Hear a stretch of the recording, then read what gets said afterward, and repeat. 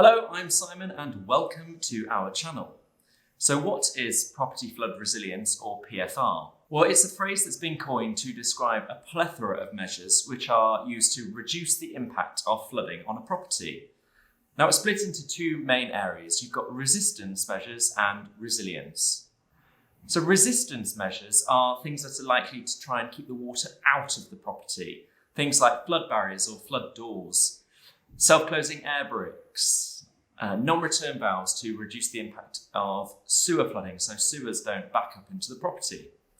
Then resilience measures are things like, instead of having carpet, you might have a water-resistant flooring, so ceramic tiles with a rug. And when you get to flood warning, you might roll the rug up and put it above the flood level. And then after the flood's gone, you can clean the floor and get back to normal really quickly. So resilience is describing measures which reduce the impact on the property. Now, looking at a business, that might be things like business continuity planning, looking at ways that you can respond as quickly as possible.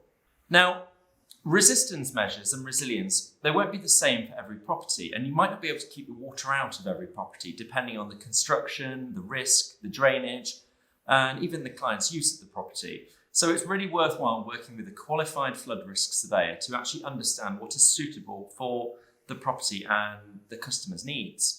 As part of their survey, they might consider the site holistically and actually look at things that could reduce the impact in certain areas, like rainwater harvesting or sustainable urban drainage, permeable paving.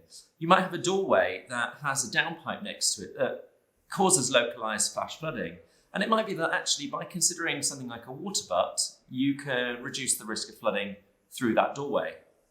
So property flood resilience is part of the jigsaw of flood mitigation measures used to manage and reduce flood risk at the property level.